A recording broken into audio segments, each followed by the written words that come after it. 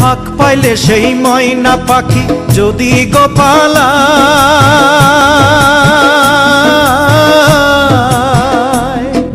ফাঁক পাইলে সেই ময়না পাখি যদি গোপালায়, সকাল বিকাল তাই পাখিরে পুষি দুধ কলায়।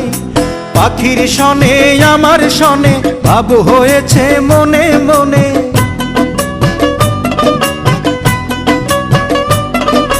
পাখির শনে আমার শনে ভাব হয়েছে মনে মনে।